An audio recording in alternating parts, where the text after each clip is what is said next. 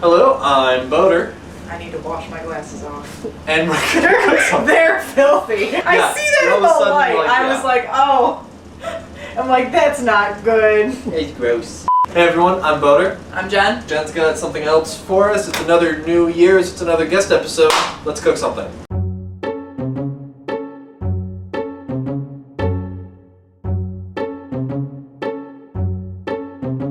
So we're going to be making hibachi fried rice. It's something that I have never personally cooked before. I have made variations of rice plus vegetables equals delicious, but I've never tried the hibachi style fried rice that I have at lovely hibachi restaurants all over the place. So we're gonna sit at a table and you're gonna cook it in front of us and do tricks?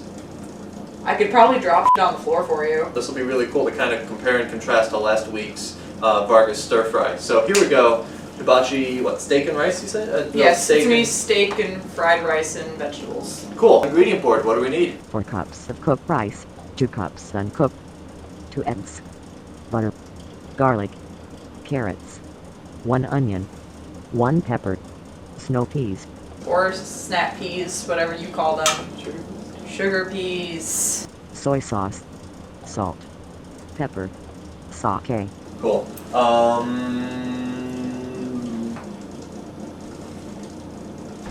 Ingredient board, I think you're missing something for steak and veggies. Oh yes, steak. Thank you. Okay, moving on. That's okay, I slip up enough. It's allowed to. Alright, first thing we're doing is we're getting the water boiling because we're going to put in the rice as soon as that's set, and then it's ready for when we want to do everything else. Once your rice is set, you can just kind of set it off to the side. We'll bring it in when we stir fry everything else together. Next, We're going to be cutting up all the vegetables first because once you start putting the vegetables in to start cooking, they're going to cook up really fast. And unlike the chickpea recipe that I did last time, this is going to be really, really quick, so you're not going to have time to prepare the ingredients in between when stuff is cooking. Grab an onion, grab a pepper, grab a carrot. No, you want? I'll show you the really fast way of doing it. okay, fine. That was some. No, it doesn't.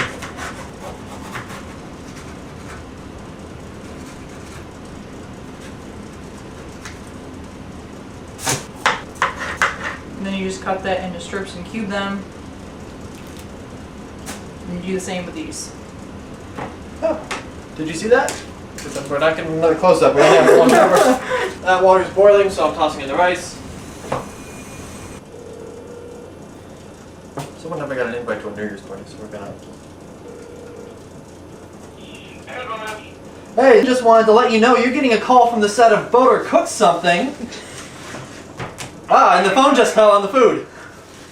Just wanted to let you know that you are invited to the annual Boater Cooks Something New Year's party. Alright, well, that's good to know. So I thought I'd sent you an invite numerous times, but apparently my invites towards you have just been getting all kinds of up this year. Yeah, we need to work on that. Yeah, well, 2014's a new year, so... Yeah. So, yeah, by all means, feel free.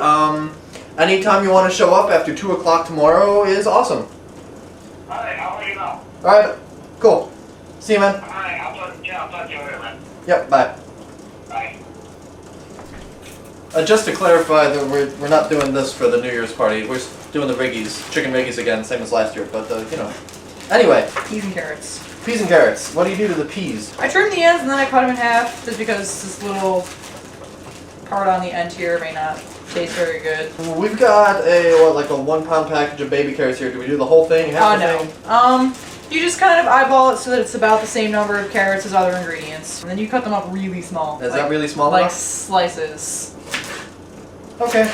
Next, take away these nasty green things and we get to the meat. Alright, so we went through a bit of a process looking at beef last night.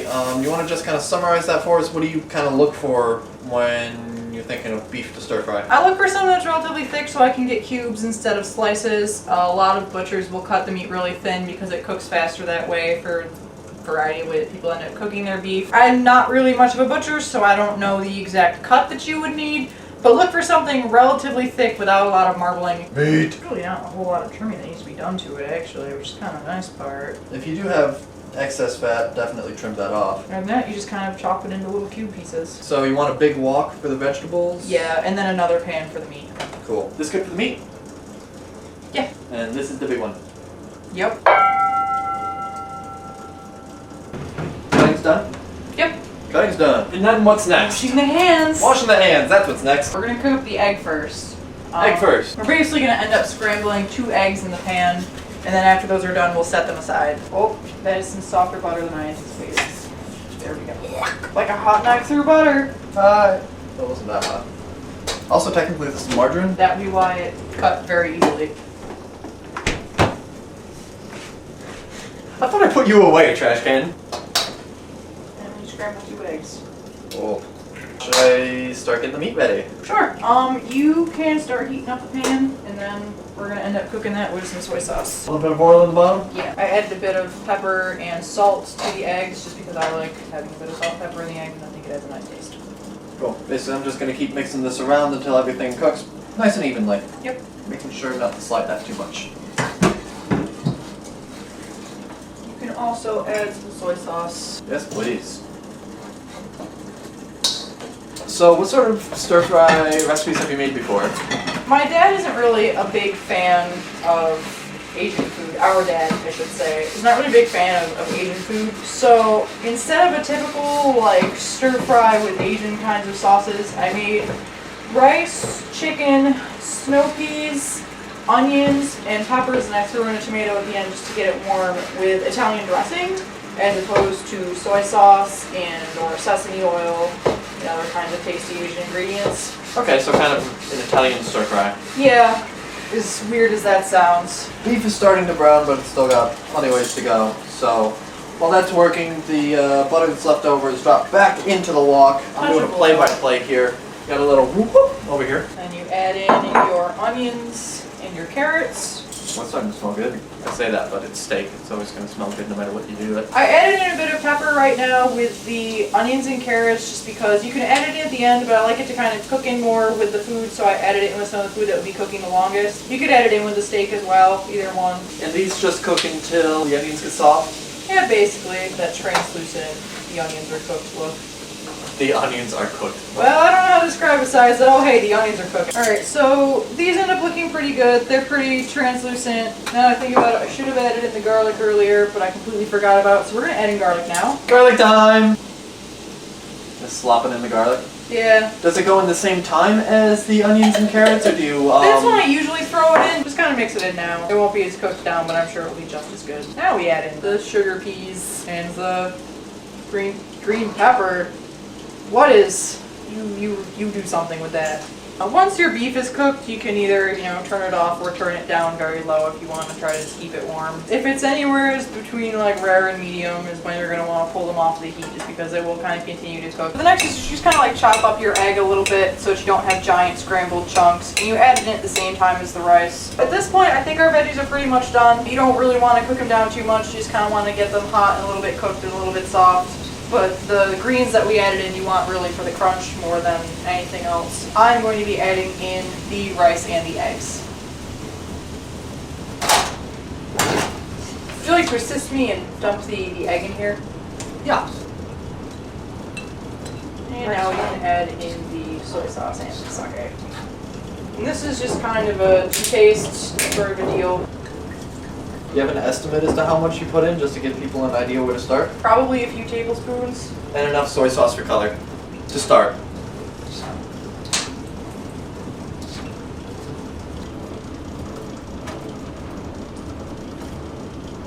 And I would think if a little bit of the juice gets in there, that's probably fine, because again, it's got a lot of soy sauce and some flavor from the fat of the meat in there. Mix it up and then done? Yep. Mix it up and then done! Thanks for joining us for our basically second stir fry episode in a row. This was hibachi, rice, steak, veggies. Mm-hmm. Hibachi's fried stir fry style, so. Really good. Rice. I haven't done it with steak before, so this is kind of nice that it came out so well. It's easy. It takes a bit of time to get all the vegetables set ahead of time, but it's a nice, easy recipe. Again, you probably could have marinated the steak overnight. It's a little on the tough side right now, but that definitely helped with flavor and everything like that. That would make it more of a complex recipe. It wouldn't be the, hey, easy preparation, even if it takes a bit of time. Yeah, I'm used to doing this with chicken more than steak. I don't cook steak that often, so I know with chicken I can just kind of, cook it as I go and I don't have to worry quite so much about marinating it. Chicken would benefit from marinating too, as far as flavor and such goes. It would, but it wouldn't be as tough as a steak could end up. And of course, you can use really any veggies that you want. So thank you for joining us. If you like what you see and taste, feel free to subscribe. Follow me on Facebook and Twitter. All links are in the description. And I will see you next week.